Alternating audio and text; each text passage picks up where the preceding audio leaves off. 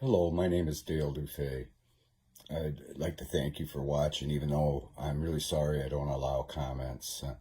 After 3 years of, haters out there, and there were even people posting links to porn sites and dating sites and things like that. It was just too overwhelming. I know 95% of you are very positive and uplifting and have very, very nice comments. And I always appreciated those, but it was just too overwhelming. Death threats and, death threats and, death threats and. A lot of channels banned us from their chat rooms. We were not very popular about 7 years ago when we started warning people that things were not changing. And we were telling people that the multiverse was real.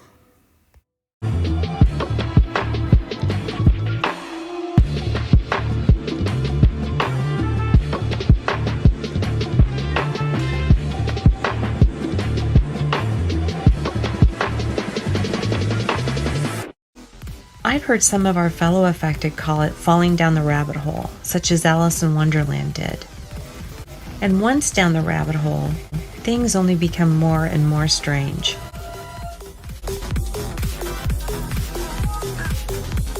And once down the rabbit hole, things only become more and more strange.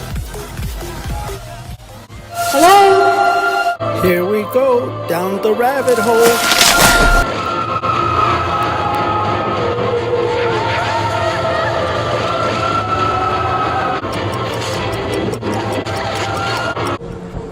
Thine is the kingdom and the power. Give us this day our daily bread, and forgive us our trespass.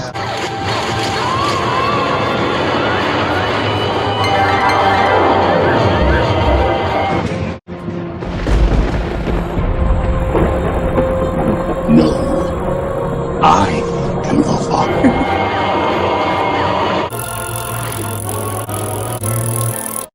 Magic mirror on the wall, who is the fairest?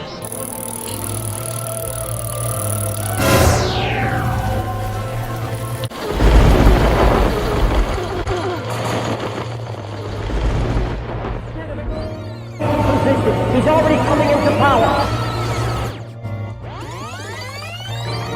The spirit of Antichrist prophet is already at work.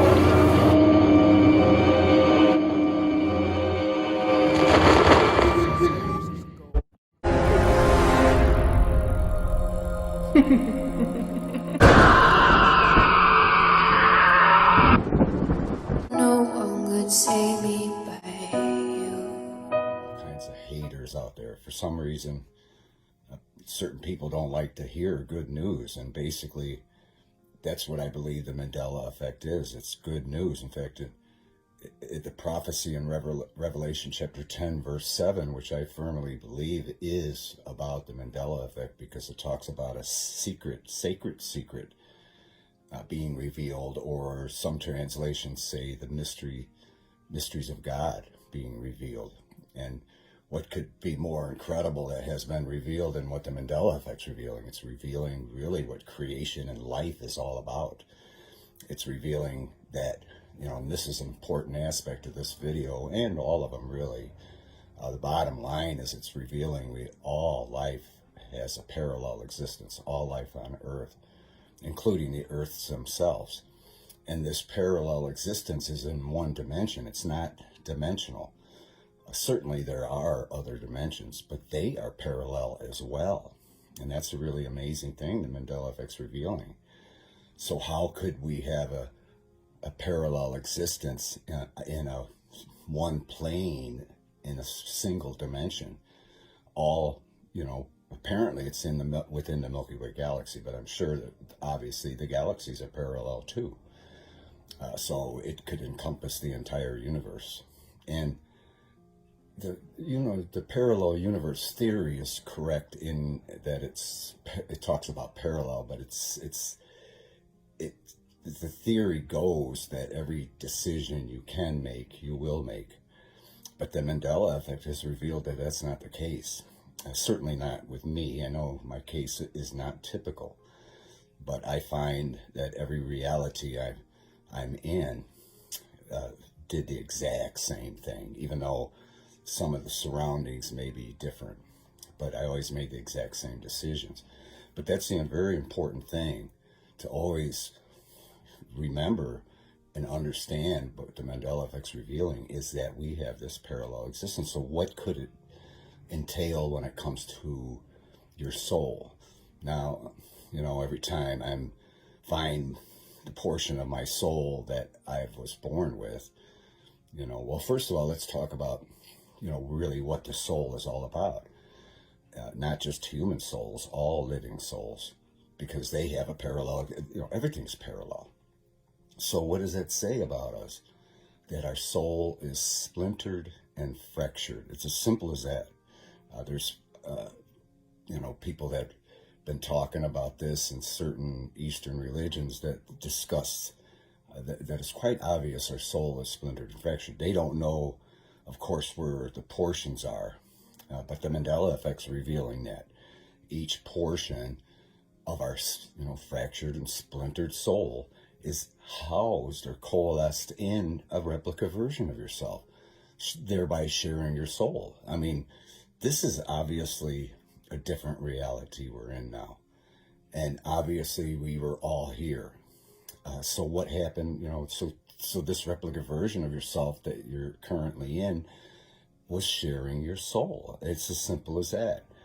And the shifting aspect of the Mandela effect, where this quantum shifting is happening with our soul, the soul what portion of my soul that was in this replica version of myself is simply in another replica version of myself. I always liken it to musical chairs, without the elimination.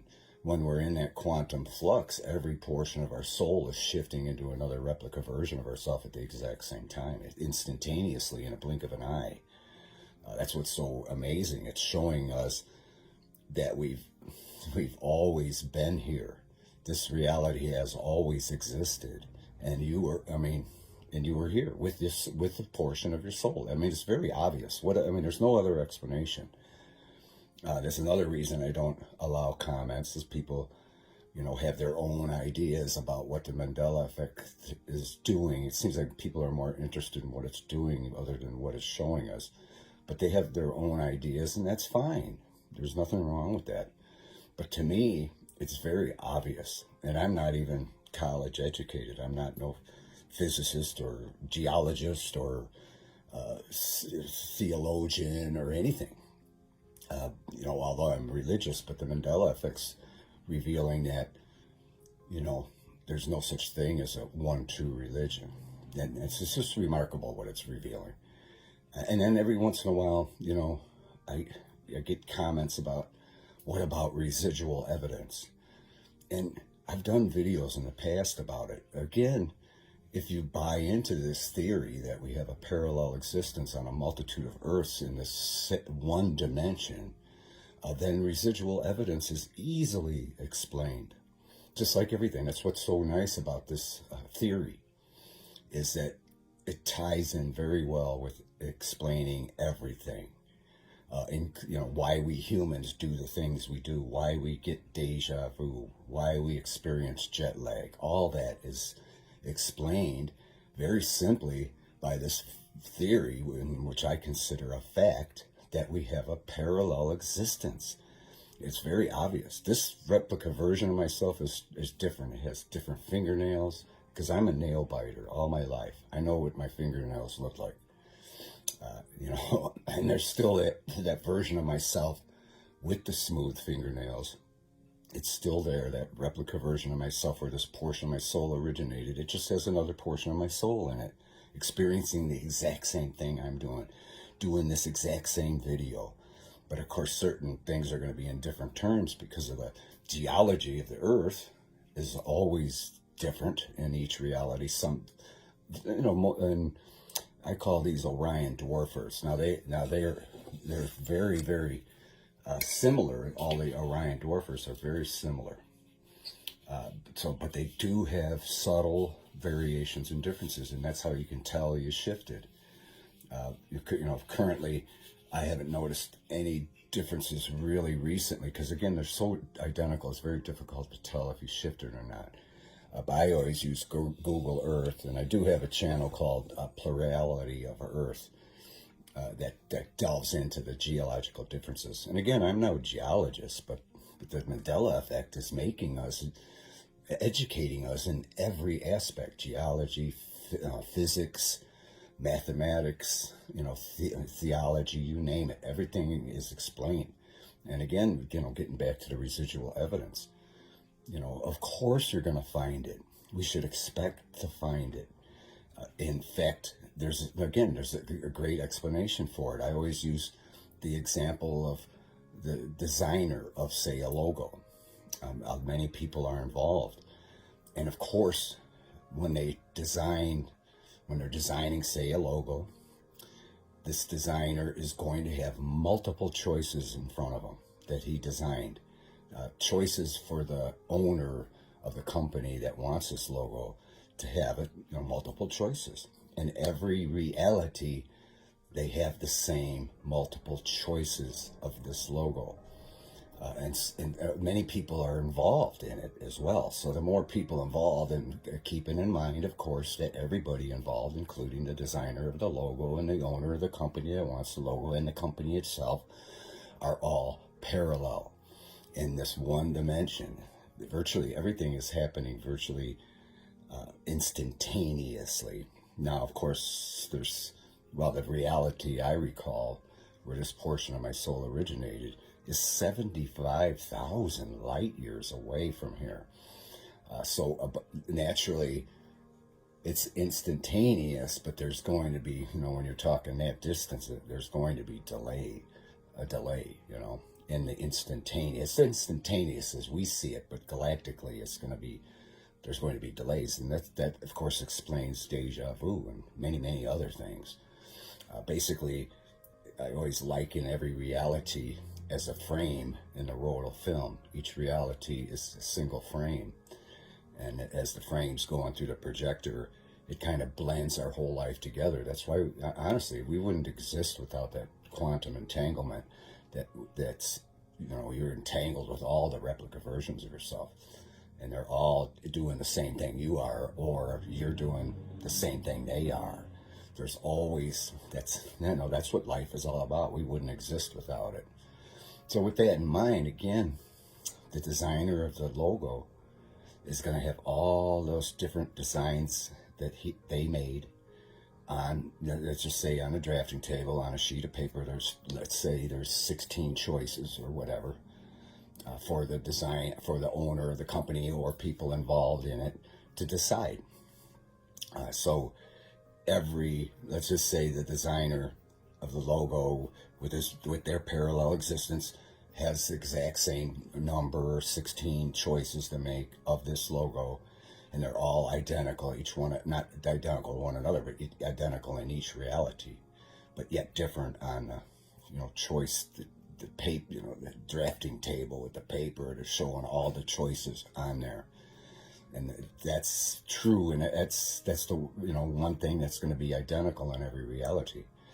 But they, one reality is going to choose the certain logo, and the other reality they're going to choose another. Again, the more people involved, the more there's going to be differences in choices. It always comes to the people that make choices. In the previous video, I think a couple videos ago, I talked about the editors.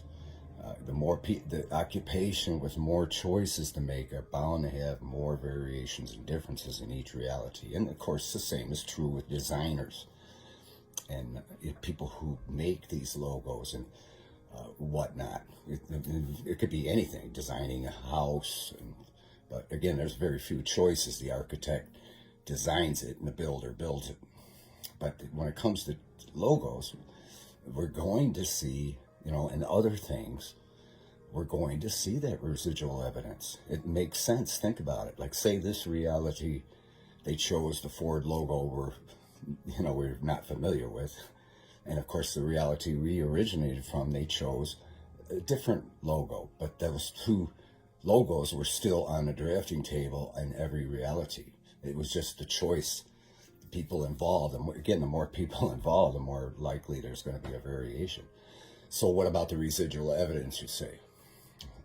Well, after they make the choice, the designer of the logo is not going to destroy all the other choices. Sometimes maybe they're supposed to, but they don't. You're not going to find that in the United States Mint other than, say, the Liberty dime. I'll guarantee that in every reality that they had the choice of either Franklin Delano Roosevelt or Dwight D. Eisenhower.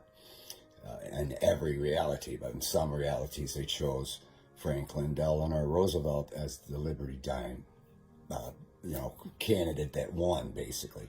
Both of them are appropriate for the Liberty dime, so both of them were, the choices that the mints had in every reality.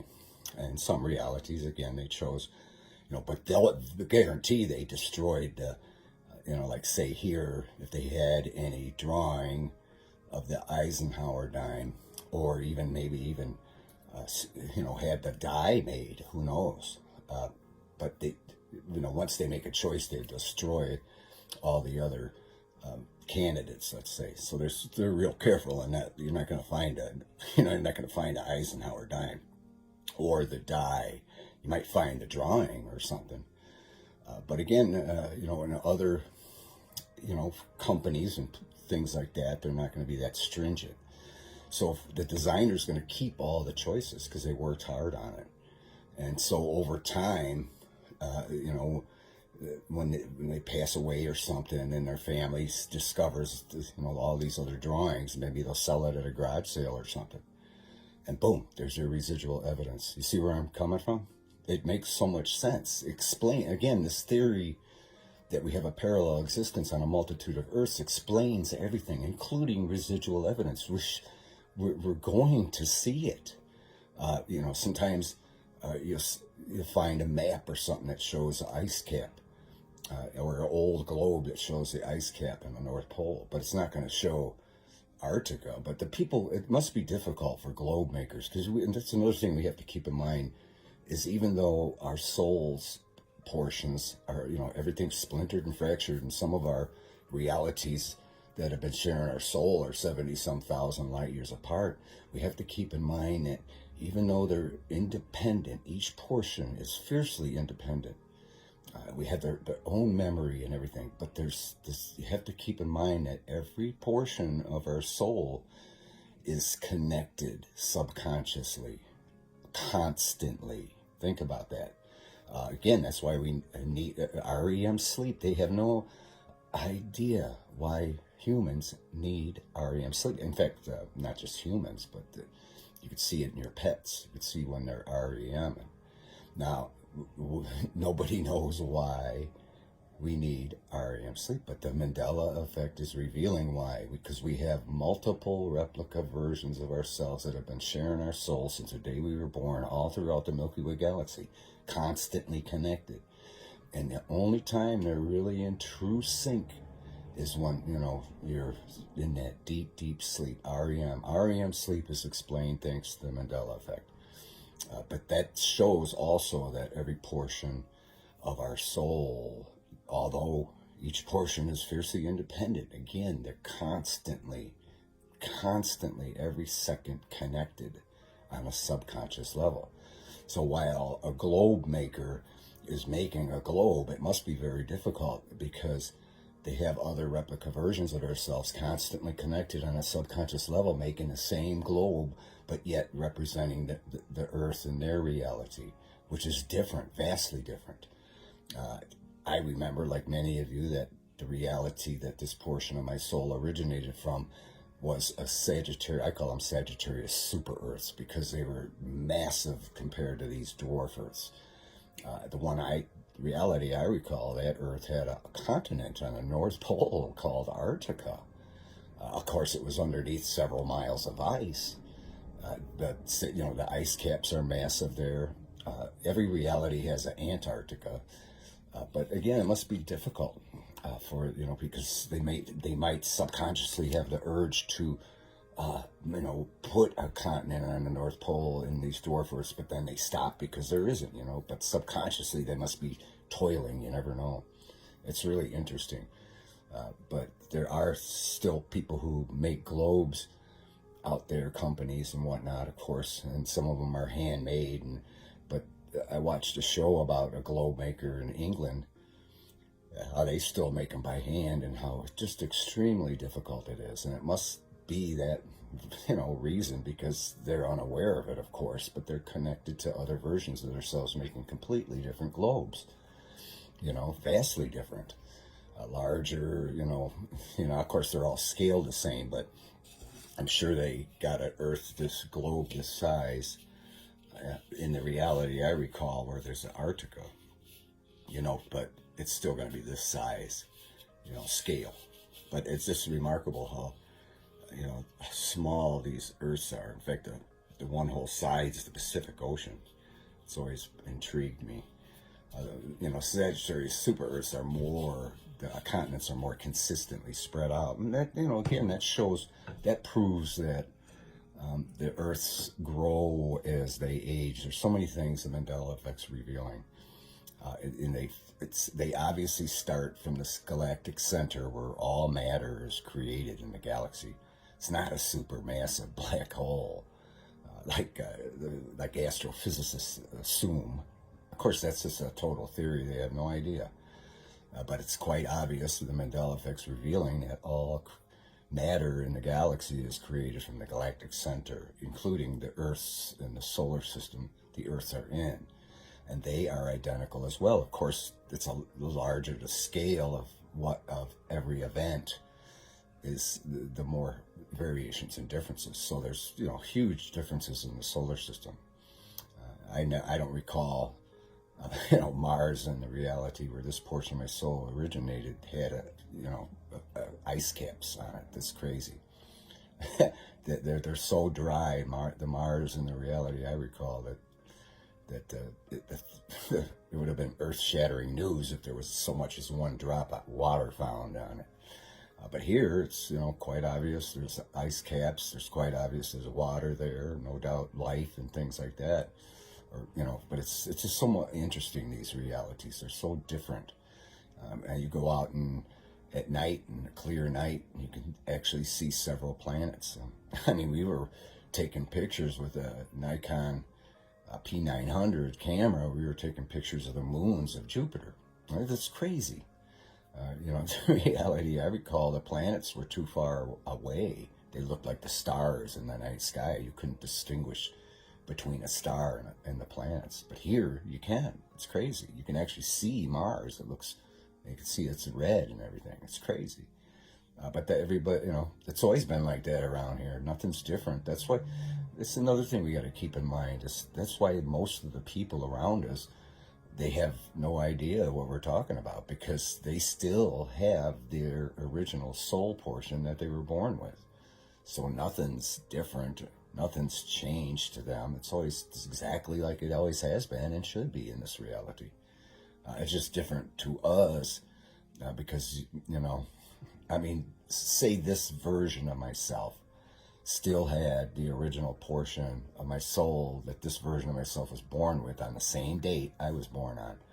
Nothing's different. Everything's as it should be in this reality. But of course, the portion of my soul that was in this replica version of myself is in a totally different version of myself in a totally different reality, even though it's similar, and they're experiencing the same thing, what it's revealing. And I know that because every time I shift into another reality, I still have the same videos and whatnot in the channel. It's really quite fascinating. That's why I have the channel plurality of Earth is because it shows the variations and differences on the Earth, and that shows that we shifted, and it also proves, the library would also prove, again, the libraries don't leave. When our souls shift in this quantum shifting aspect of the Mandela effect, that's the only thing that shifts. Everything else stays in the reality. So you can't bring the library of the YouTube channel with you or anything. So you know, in every reality, it's going to represent the earth that reality it was recorded in. Nothing leaves. You're not going to, I mean, that's not why you find residual evidence. You're going to find residual evidence because, you know, of that very obvious reason. It's going to leak out, you know, in most aspects, but certainly, like I said, not the United States Mint. They were very careful in keeping, and of course they were oblivious to, you know, the fact that they have multiple realities. The United States Mint is oblivious to the fact that the United States Mint in some realities used a completely different person on the dime. Again, both persons were excellent candidates. Both persons were no doubt being, you know, discussed on who we should use in each reality. But you know, personally, I just love seeing the variations and differences. I expect to see residual evidence. It's very obvious. It didn't sneak over with us when we shifted. The residual evidence, we considered residual evidence, has always been here. And again, the choices are in every reality. Same with movies. No doubt, the script is exactly the same in every reality, and the story is exactly the same. But when it comes down to the variations and differences, that's the editors that are doing it. And I noticed some movies and even some programs have multiple editors. And the more editors you have, the more variations and differences you're going to see. In some realities, they cut a part out or did it different in the take, you know, but they probably tried it all the ways in each take, but chose the certain way we see it in this reality.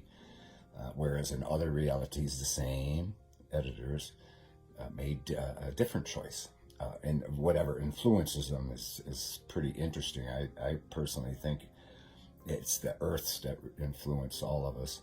And the Earths, of course, are different in each reality. So the Earths obviously have their own unique personality and character, obviously. It's, you know, because we do, so why wouldn't the Earth? Because everything around us is made from the Earth. You know, crystal, you know, made from the Earth. This beautiful stone is made from the planet Earth. Everything we see, metal, glass, everything, paper, wood, our bodies, everything is all from the Earth. So they're going to stay with the Earth, everything. And including all the multiple choices that the designer of whatever logo made. And that's where we're going to see it. You know, that makes so much sense if you think about it. And, you know, again, if you buy into this theory that we all have a parallel existence on a multitude of Earths, all in one dimension, it's not, you know, universal, or, you know, it's not universal, you know, it's all in this one galaxy. It seems to be so far on just the Sagittarius arm in the Orion spur or Orion inner arm, depending on what reality, but it's tied into the Sagittarius arm. So it's all one and the same. So we can only assume that we have other realities on the other galactic arms. You know, so in fact, you know, I've done videos about this, what perhaps perpetrated the Mandela effect. It's no doubt because it's showing us that creation started from the galactic center, all matter in the galaxy, the solar systems, the suns, the stars, everything from the galactic center. And as they age, they venture out the arm. And as they venture out the arm, they grow. That's why we see the super Earths on the tip. But I kind of think that, you know, it's obvious that the galaxies would then calve. It's very obvious. They don't collide, they calve. I mean, everything's like backwards of what they're telling us. We live in an inverted society. But they obviously calve. So I propose that maybe the galaxy in the Sagittarius arm in particular is calving as we speak. In other words, the Milky Way galaxy has reached its capacity, but yet the galactic center is still churning out matter. It never stops, doesn't take a break. So if everything's parallel, well, then there's still parallel solar systems being created as we speak, and being, you know, as they, again, once they're created, they venture out the arm, and the whole solar system grows. The sun, the planets, obviously, because we've seen it, we've experienced it. We've come from realities where the Earths are massive, the solar system is massive, the sun, you can't even look at it for a fraction of a second, otherwise you see big yellow dots in your eyes for several minutes afterwards. But here you can actually look at the sun. You know, this is a newer sun, this is a newer Earth, even though it looks older. But that's the paradox. But that's could be what's causing the Mandela effect to occur. The galaxy's calving as we speak, and of course that wouldn't happen for millions of years. So this is something that's never happened before, the Mandela effect. Nobody expected this to happen. Maybe that's what the Mayan calendar at the end of 2012, in December 21st, I believe. Maybe that's when the Mandela effect became full-fledged, or maybe that's when the galaxies, the galactic arm was calving, and they knew about it. So it's not, you know, to me, it's not a sinister event that's happening whatsoever. It wasn't caused by human beings. It wasn't caused by evil spirits that do, of course, exist, but they don't have the power to do what the Mandela effect's doing. Only, you know, the supreme creator of all this can do that to our souls, allow them to shift into other realities. My guess is that's obviously never, ever happened before. And of course, the Mandela effect started before 2012. In fact, I believe it was like 2010 when the phrase, the Mandela effect, was coined, because those people that experienced it recall Nelson Mandela perishing in prison. And of course, many realities, he was liberated from prison and ascended to presidency of South Africa. So, you know, I've never been in a reality, even though I know I'm there. There's replica versions of myself in those realities that have been sharing my soul since I was born, that have experienced Nelson Mandela dying in prison. But personally, this portion of my soul has never been in those reality where that is the case. But I know I'm there. You know, that's what's amazing. I'm oblivious to it, but I know there's a, you know, because other people experience, you know, came from those realities. In fact, one subscriber, Jose Martinez, actually seen me in Denver, Colorado in the mid-70s, and he had no idea I lived there at the time. But I did live there at the time, and he recalled seeing me at I believe it was a center where we had to evacuate some reason, something happened, and he saw me there. And he came from a reality where Nelson Mandela perished in prison, where the New Zealand's at the, what did he say, 10 o'clock position. I recall it at the 2 o'clock, and here it's at the 4 o'clock.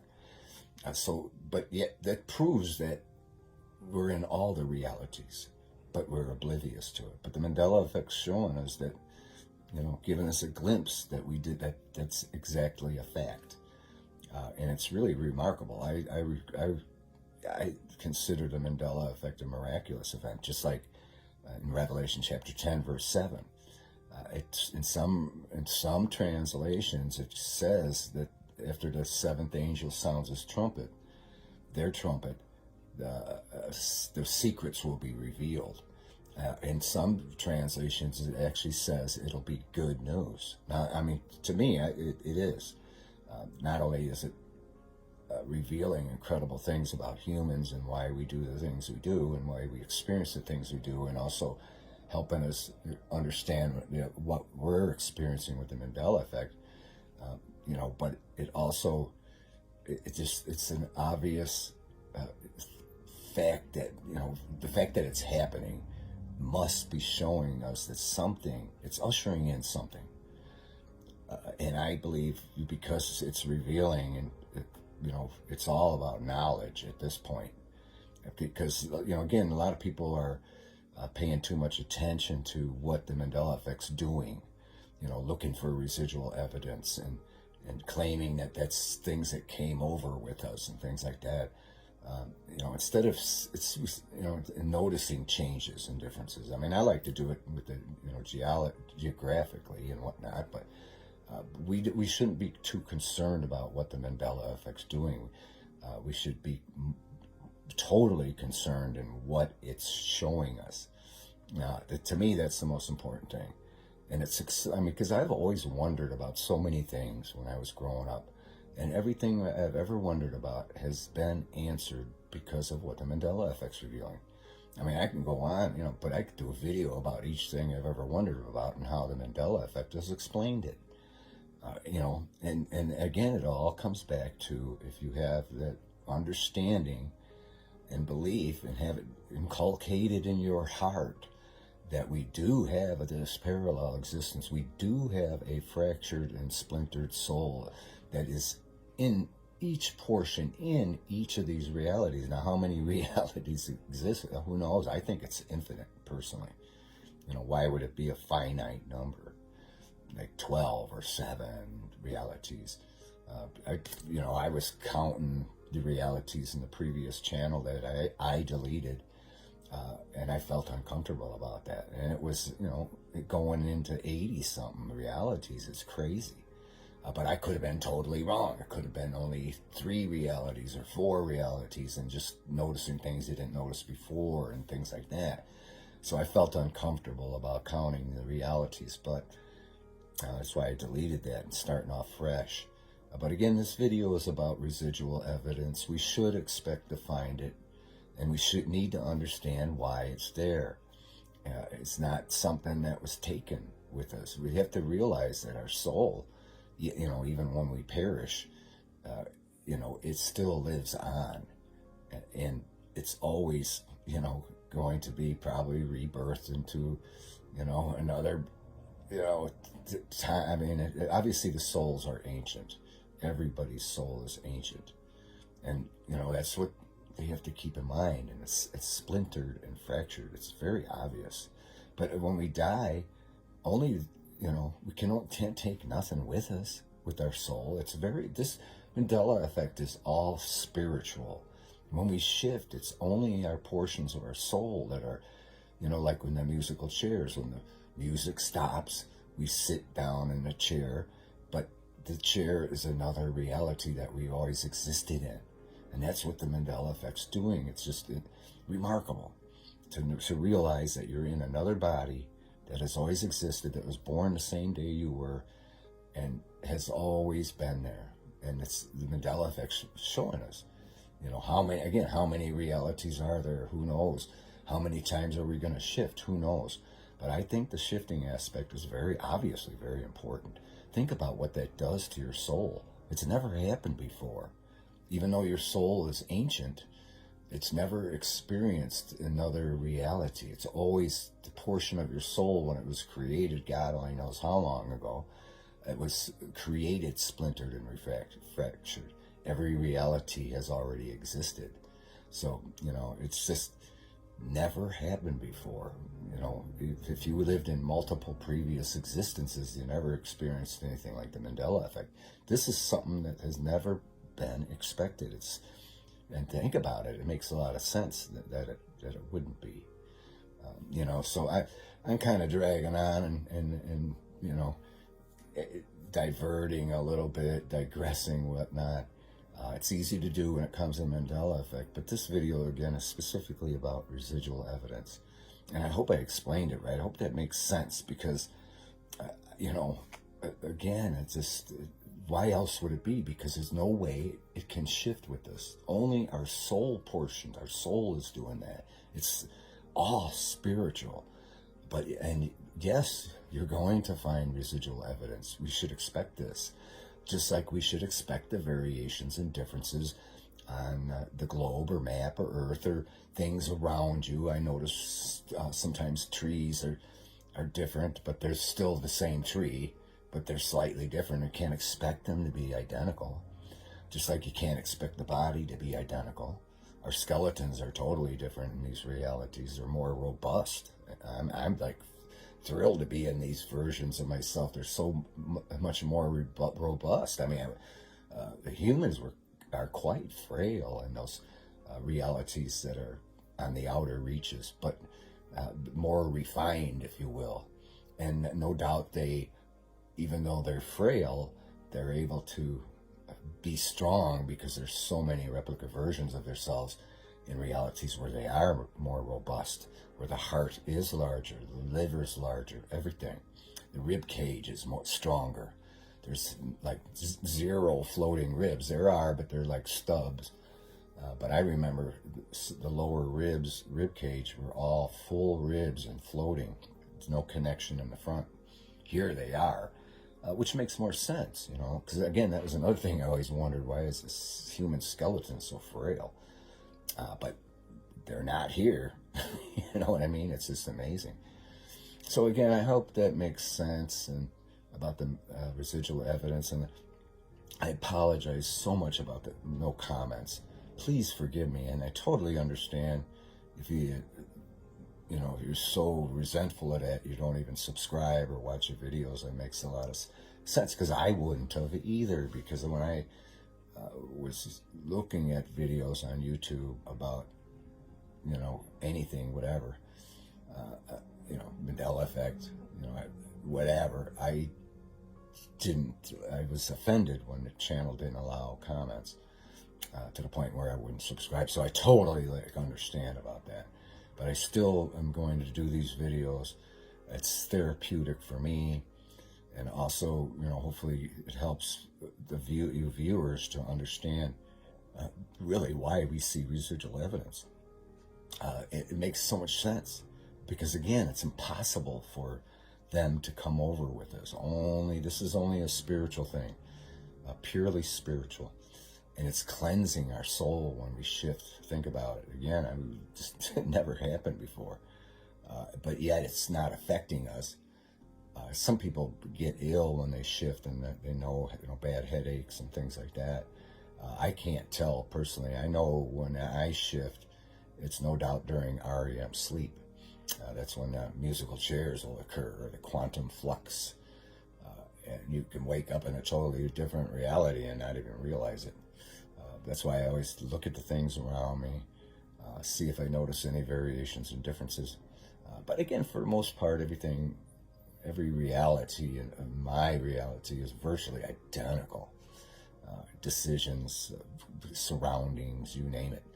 Again, there's sometimes the road will be different. You know, you notice a hill where there wasn't before, but it's not, that didn't change. It's impossible. Just like the earth didn't change. It's impossible for the earth to change into a quarter of its size in a totally different location in the Milky Way galaxy. That's impossible. Everything is impossible, except, you know, the fact that once you realize our soul is flindered and fractured, and each portion isn't another total replica version of yourself, with some variations and differences, but overall it's virtually identical. At least in my case. I know others are experiencing different things. Again, it's like, say if an editor or a designer of a logo was experiencing the Mandela effect, they would notice huge variations and differences in between the realities. Just like the captain or helmsman of a ship that goes through transverses the Panama Canal on a regular basis. Now, if they were affected with the Mandela effect, it would be very bizarre for them, because the Panama Canal actually goes from west to east in the middle of it to get to the Pacific Ocean from the Atlantic. That's crazy. That's literally virtually backwards. So if somebody on the ship was experiencing the Mandela effect and they go through the canal all the time, it would be bizarre. They would think the compass is broken. They wouldn't be able to talk about it because people would think they're crazy and they would lose their job. So it must be really perplexing for somebody like that may be experiencing it. Again, not, only at the most 1 to 5% of the human population on Earth is experiencing the Mandela effect. So, again, in my case, I have very typical, uneventful existence and past, if you will. And they're all virtually identical. I didn't have to make, any choice I made firmly. I wasn't, I guess people that can't pick a color and takes forever to pick a color to paint a room or the outside of the house or something, there's going to be variations and differences in their realities. But if they make an instant decision, don't have many choices in front of them, that's what I do. If I want to paint a house, I know what color I want to paint it. So in every reality, it's going to be identical. But if I was, if I was indecisive and took forever to pick a color and had 1,000 choices in front of me, of course there's going to be variations and differences. And we do see that with the neighbors' houses and things like that. But again, that's looking to see what the Mandela effect's doing. We should be more interested in what it's showing us, not what it's doing. I mean, that's interesting, but personally, I got bored with that. I wanted to know why it was happening. I wanted to get deep into it, the meat and potatoes, get a clear understanding. And you start eliminating the things that are impossible, and whatever's left, as improbable as it is, must be the answer. We must have a fractured and splintered soul. We must have multiple realities where each portion of our soul is in a replica version of ourselves in a virtually identical reality. It's obvious that that's happening. It makes so much sense once you buy into that theory and have it in your heart. Once you really, really grab, take the knife and dig into that, then things might make more sense. And when it's really, really in your heart, it actually has a lot of benefit. It really does. I mean, as many of you may know, I lost my twin brother on Christmas Day. He passed away right here in my house, right here in this room. Thanks to the Mandela effect, it helped me to cope with it. Because I know he wasn't experiencing the Mandela effect, but I guarantee he died in every reality in my room, on the same day, in every single reality. He passed away.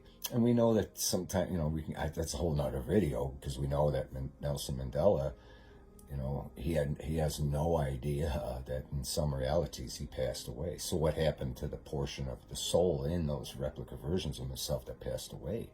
Even though you're not experiencing the Mandela effect, we have to realize that even heaven is parallel. His soul probably stayed in limbo in that realm until the other replica versions of himself that was liberated from prison and ascended to presidency of South Africa passed away.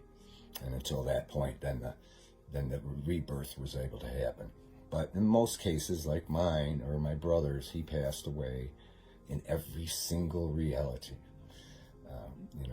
but understanding the Mandela effect and realizing just how incredible the human soul is and that it can never perish, I understand that he's in a good place right now.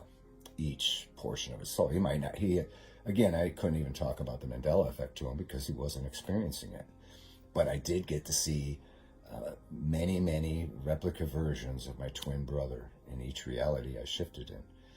And same with everyone else around you. Look at it that way. Wow, I get to see another replica version of my father or my brother. It's fascinating. They might be a little different personality and character, but I haven't noticed that in my case. Same with me personally. Nobody's looking at me and saying, you're different, you changed. So each portion of my soul must be have virtually the identical personality and character. But that's not going to be the case with everybody. But, with me it is.